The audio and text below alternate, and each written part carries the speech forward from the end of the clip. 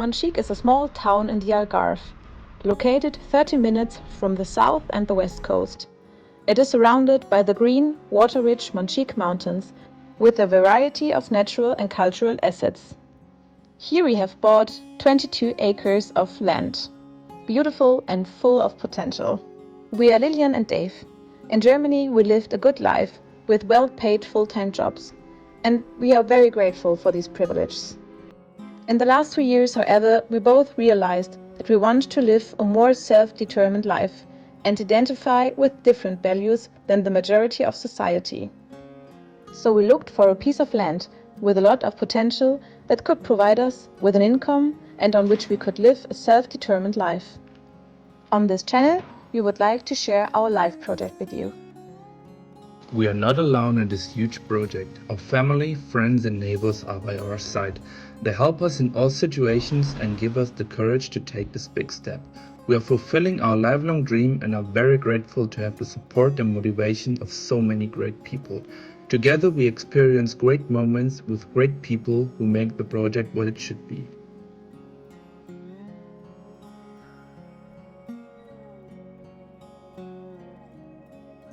But sometimes we also experience bad times, which are hopefully fun to watch.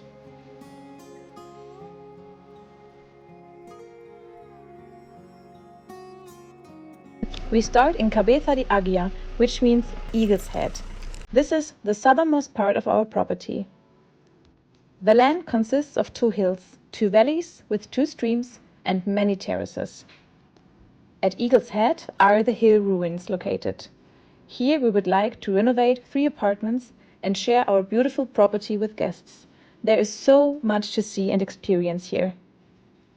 The watermill is the heart of the property.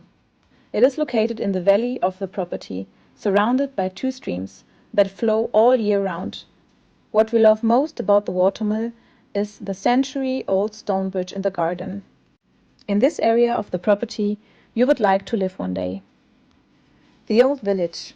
This is a magical place. There are so many stories and history in the old walls of the buildings and ruins. We don't know exactly what to do with the place yet.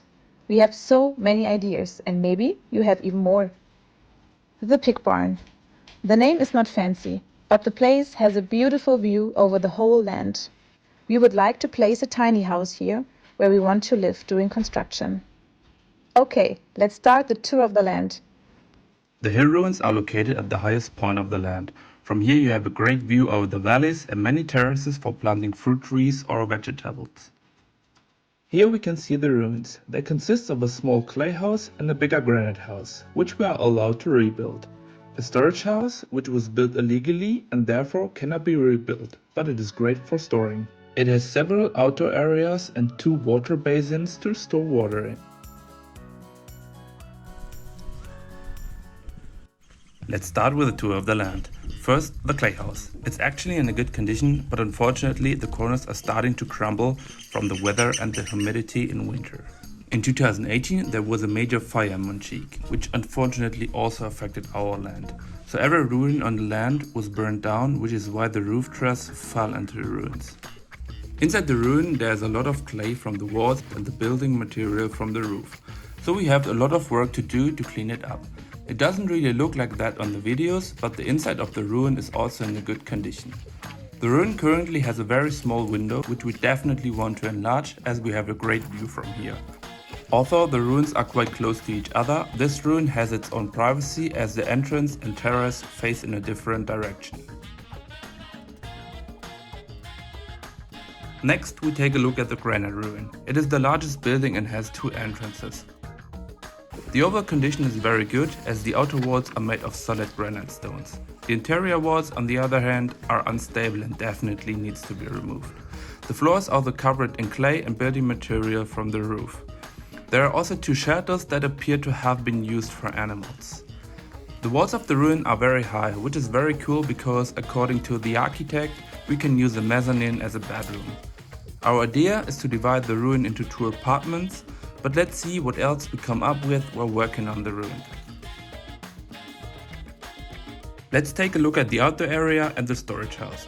In the outdoor area there's an old goat shed and a chicken house. They are both also completely overgrown but are very suitable for an outdoor area as you have a great view from here. If you remove the newer stones from the chicken house, it makes a nice seating area, and the goat shed could make a nice outdoor kitchen. The storage house has two entrances. We think that the smaller room was used for storing animal food, as it has a path behind the feeding station in the larger room, while the larger room was used for the animals. The rooms are so overgrown that you couldn't even enter the small room. The second room is quite large and was apparently also once used as a living space, as there is a fireplace and a kind of kitchen. Half of the ruin consists of clay blocks and the other half of newer stones. We're not quite sure yet why it is like this, but the ruin may be collapsed and been rebuilt.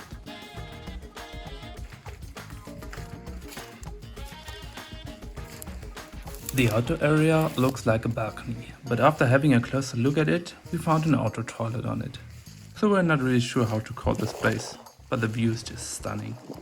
Well, it seems that someone liked to have a view while doing his business. The two water basins are quite large and are a useful tool to store water on top of the mountain.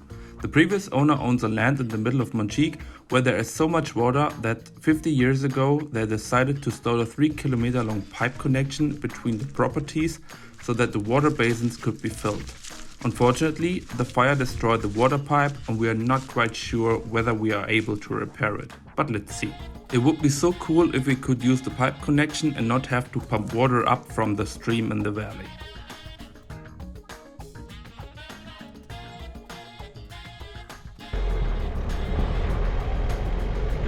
Let's move on to the next area on the land. And to give you an idea of how big our land actually is, we'll show you the way from the hill ruins to the valley.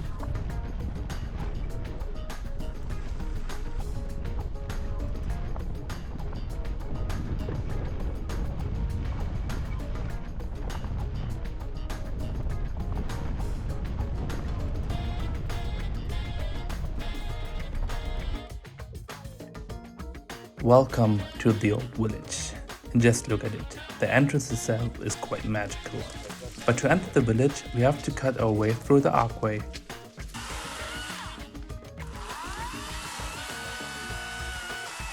The archway actually is the only entrance so far and is only accessible on foot, which is not the best setup.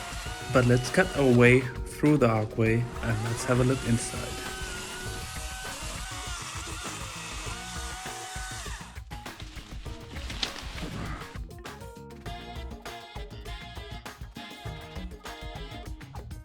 We have already seen the archway. The village actually consists of a really big ruin with more than 300 square meters of living space, and we think it has a small watermill, a distillery where the grandparents of the owner used to distill Madronia liquor, a cow shed, and a big area of brambles and reed which used to be a beautiful orchard. It also has a water basin and one of the two streams is passing by. The big ruin, well, I don't know if you can call it a ruin, because it's actually just bushes with a few walls, and the walls are already very damaged by the ivy and the water. So we don't want to renovate the ruins. Our idea actually is to set up a campsite inside the ruins, as the walls create a really nice atmosphere. There are two other entrances next to the archway, one leading to a small room that could be a small watermill, but we're not sure yet because there are so many stones and bushes on here that you cannot really see the floor. The second entrance could have been the main entrance to the big ruin, but unfortunately the lintel above the door has collapsed. The village was so overgrown that we couldn't really get an overview of the area. We used a chainsaw and a brush cutter to clear the main path so that we could get a halfway view of the buildings.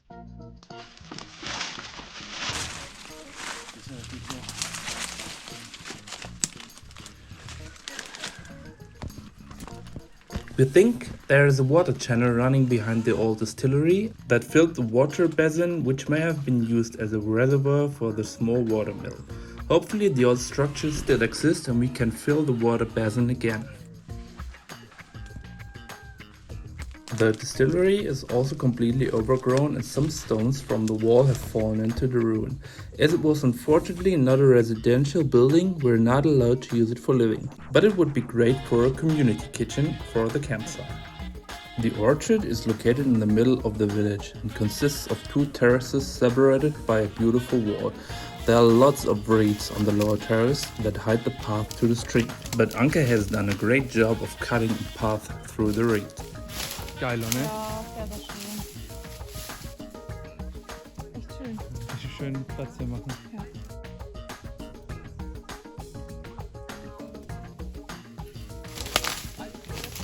Finde ich auch.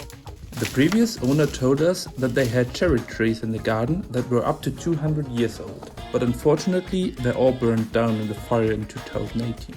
The soil in the garden is so rich and fertile that you can plant almost all type of fruit trees and vegetables here. The cow shed looks more like an old farmhouse, but the previous owner told us that they kept cows in there. The condition of the mud house is very good, and we have the permission to use the building for living. Perhaps we would like to turn it into a community house or an apartment, we're not quite sure yet. We hope that we have been able to give you a first overview of the village. There is so much to discover here and we can spend hours thinking about what we could do with this place.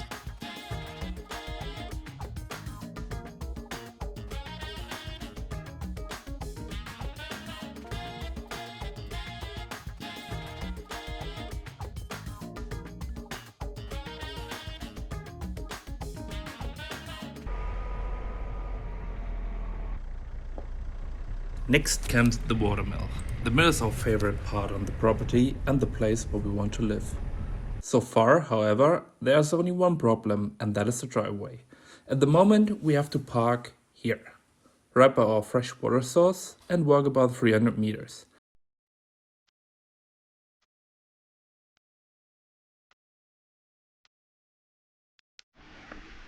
The source comes directly from the mountain and is very tasteful. It flows all year round and many neighbors come by daily to fill their water containers. Thanks to the spring, we've already met some really nice neighbors who are very interested in our project and have offered their help right away. The people here are just incredibly friendly and helpful. The driveway is more like a track and is littered with reeds, grasses, wild mint, and unfortunately also brambles. The path ends 50 meters before the mill, as the rock at this point reaches as far as the stream. From here, you have to walk through the stream until you reach an open area again. We think that the mill could previously only be reached on foot or by donkey through the stream or over the stone bridge. There is no other access so far. After you have to go through the stream, the path becomes wider and wider and ends directly at the mill. The mill is quite small and has a floor area of around 50 square meters. It consists of 3 rooms, 2 of them are accessible right now. The entrance to the 3rd room has been closed and we're not really sure yet why. We think that the small room was for animals. The closed room was a storage room for wheat and the long room was for the actual milling. We're not exactly sure yet, but as it has a high ceiling, we may be able to build 2 stories.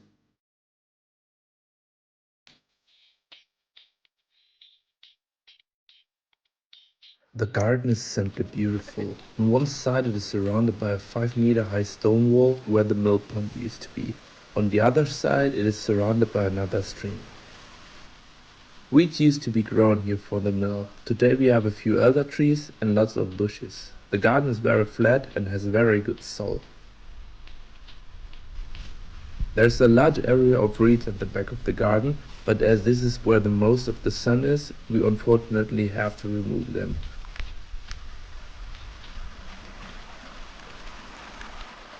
The highlight of the garden comes at the end, the stone bridge. It is the reason why we fell in love with this property at first sight. It is well over 100 years old and still in very good condition. Every single stone was put in by hand, which is just so fascinating and impressive. The bridge gives the place its magic and always makes me feel like I'm in the Lord of the Rings. We love being here and listening to the water. It was used to guide the water from the stream over the small channel into the mill pond.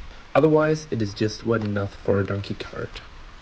Before we take a closer look at the mill pond and the ruin, let's show you a drone shot of the area to give you an impression of how beautiful this place is.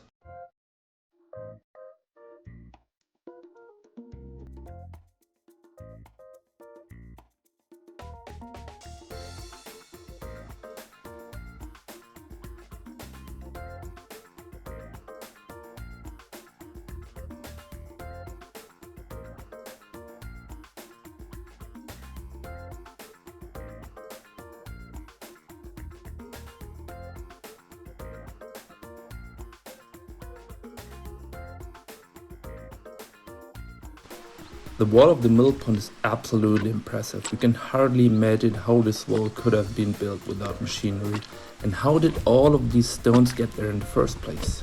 The view over the garden is simply amazing, and the size of the mill pond offers so many possibilities that we still have no real idea what could have been created here one day.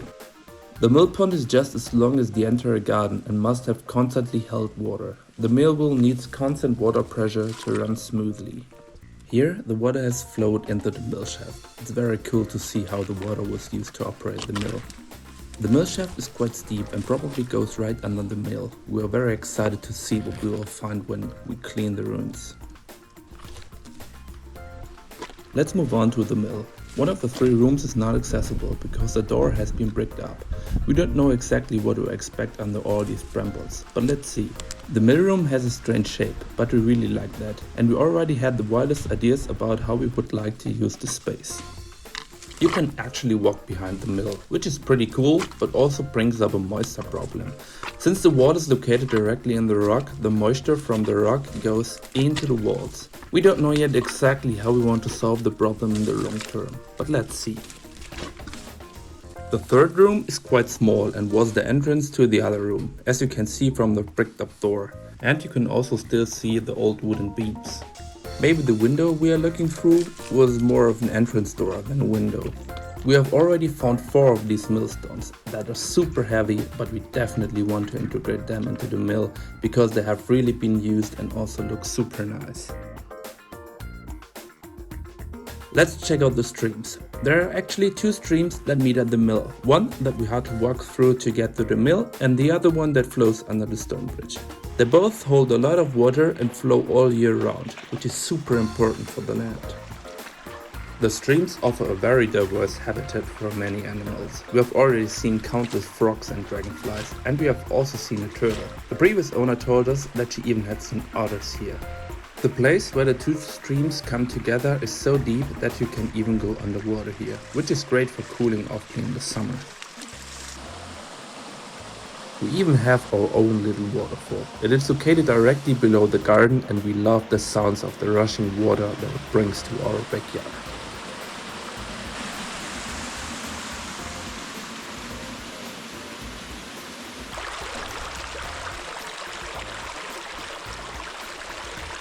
The garden is bordered by this old stone wall.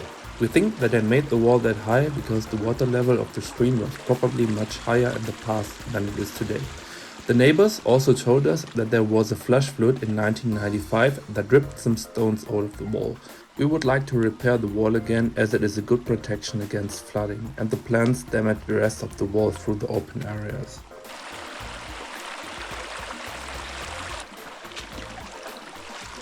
We're back at the stone bridge. That's it for our tour of the property. We hope we were able to give you an impression of our land. We would be very grateful for any feedback.